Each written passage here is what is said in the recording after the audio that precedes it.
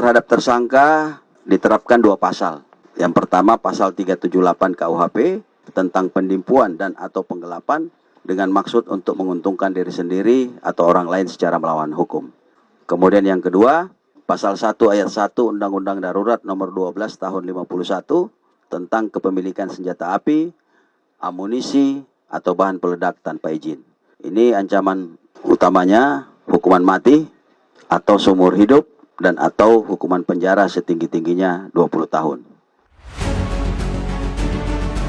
Pada kesempatan ini, Polda Kalsel kembali bersama-sama kita berkumpul untuk melakukan press release. Yang utama adalah pengungkapan kasus penipuan, di mana kasus penipuan ini sendiri menjadi menarik manakala korbannya adalah orang-orang yang ingin mendaftar ataupun ingin menjadi seorang anggota Polri di semua tingkatan, mulai dari level penerimaan akademi kepolisian, kemudian penerimaan perwira polisi sumber sarjana, termasuk juga Bintara Polri.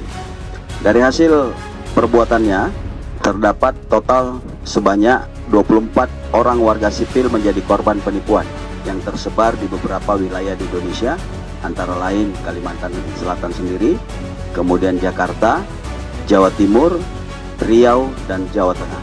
Bahkan ada salah satu korbannya adalah artis yang berinisial AF yang berdomisili di Jakarta. Ini juga menjadi saksi di dalam kasus ini.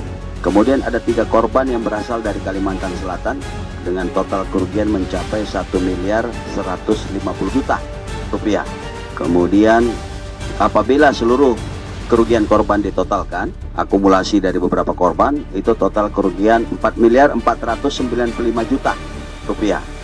Adapun barang bukti tindak pidana penipuan atau penggelapan yang dilakukan oleh tersangka, petugas berhasil mengamankan beberapa barang bukti, diantaranya 1 buah laptop merek Asus, ada juga printer, ini tujuannya untuk mencetak beberapa dokumen, kemudian ada 4 buah buku tabungan, 13 buah kartu tanda anggota Polri yang diduga palsu, 2 buah SIM A dan SIM C yang diduga palsu, 20 buah stempel dari berbagai macam instansi.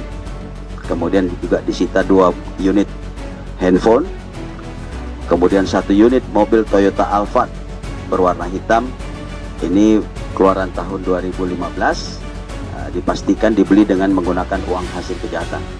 Kemudian 1 unit mobil BMW seri 320i tahun 2012 warna silver, ini juga dipastikan dibeli atau diperoleh dari uang hasil kejahatan.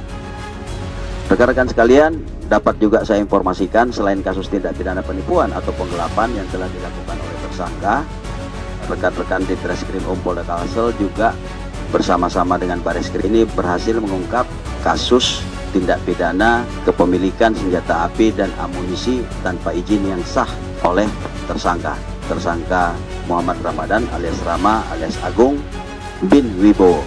Dalam kesempatan ini juga saya ingin menyampaikan bahwa terkait dengan proses rekrutmen atau penerimaan anggota Polri, seluruh tahapannya sekali lagi saya sampaikan tidak ada dipungut bayaran.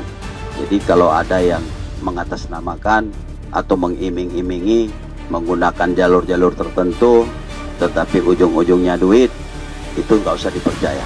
Sekali lagi nggak usah dipercaya, karena sengaja kasus ini harus kita sampaikan ke publik biar juga publik percaya dan yakin bahwa memang modus-modus seperti ini banyak, ya banyak.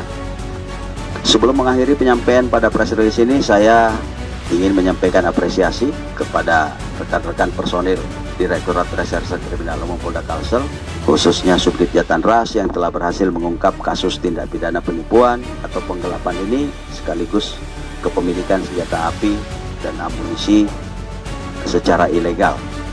Tentunya sekali lagi pengungkapan ini menjadi pemicu atau motivasi yang kuat bagi anggota untuk senantiasa menunjukkan kinerja terbaik di dalam melaksanakan tugas yang diamanahkan oleh negara.